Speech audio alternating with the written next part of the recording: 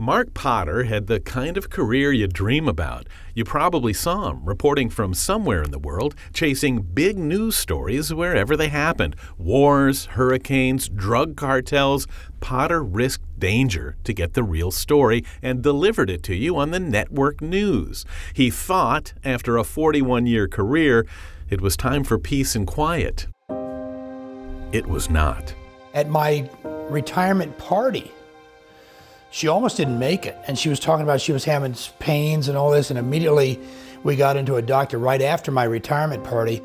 Judith Potter was one of those people who never seemed to get sick, which made this even more of a shock.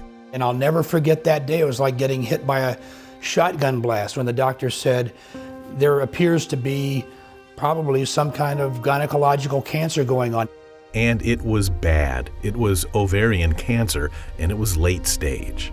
As we drove home from that first visit from the doctor, my wife said, I've just been given a death sentence. And I said, no, no, no, no, no.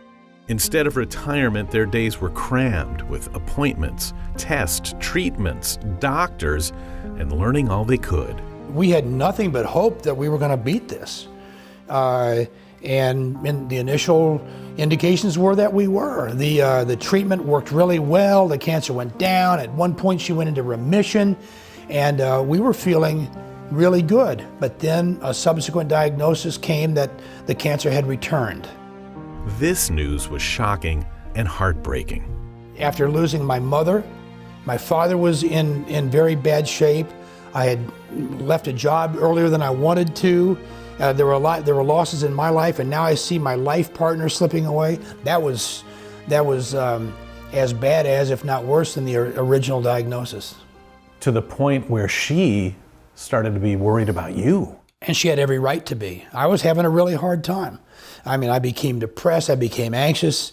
I was just fearful. I was angry. I was exhausted more than anything else, because cancer care is 24/7.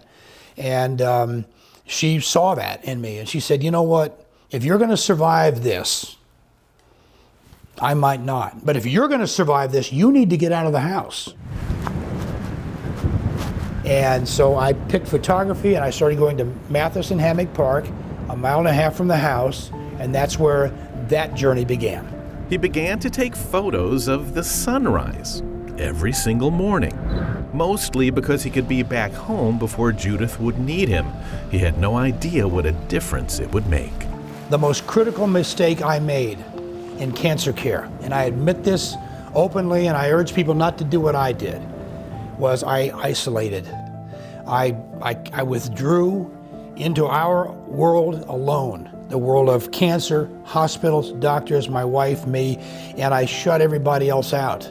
And that was the worst thing I could have done, because what I did was I shut the door on a lot of support that I could have had. And when I started putting the pictures out, finally on social media, and I started getting some incoming from people, then I realized, oh man, this is really important. And they're saying these make me feel calmer, they give me a reason to get out of bed, some use the word inspiring, and they said, we want more. Can you keep doing this? And that began a conversation that started pulling me out of the depths. That was as important as anything else, was that reconnection with people who I had pushed away as I focused in too much on just cancer care. And then on April 12th, 2019, Judith lost her battle. Mark would have been left with nothing.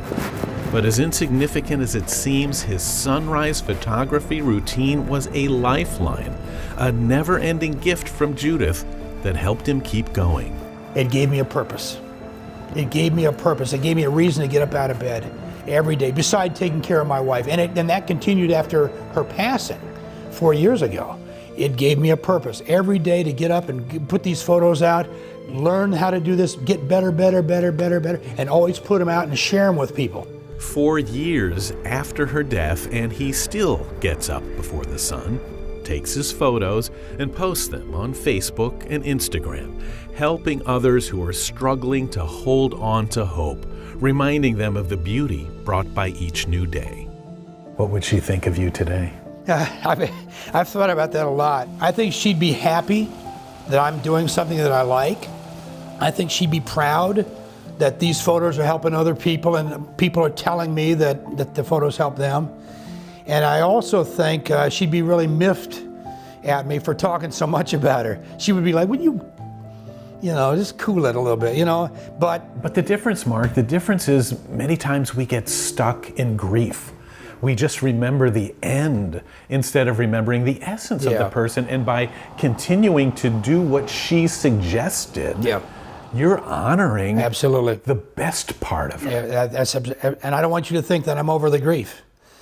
It doesn't go away, and it hits me every day, some aspect of it. So how do you deal with that? It just compartmentalize it. It's part of your life, and you realize if you're grieving that much, you must have loved somebody a whole lot to be feeling that way, and I did.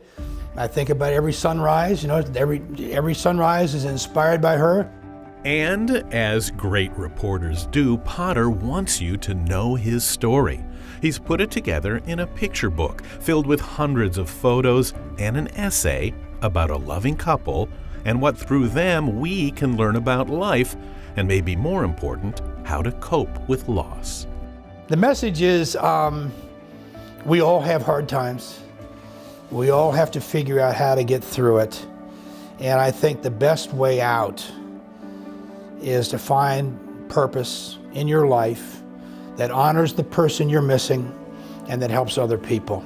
If you've got that going on, you're gonna walk through that door and you're gonna do better. You're never gonna lose your grief. You're never gonna lose your love for that person, but you're gonna be able to put your feet in front of each other and go on and do other things. And what keeps you doing it is the response you get from the people you help. That's the shot of the day right there. Yep, right there. That's it. Wow. By pushing Mark to live his life, Judith gave him quite a gift. And by creating this book, Mark returns the favor by honoring her legacy. But ultimately, this gift is from the Potters to all of us. I mean, this book is it's three things. It's a love letter. It's a big thank you note to all the people that supported us originally and then came to my aid and my support and all of that later. And it's a warm hug for anybody that's having a hard time. And who's that? Everybody.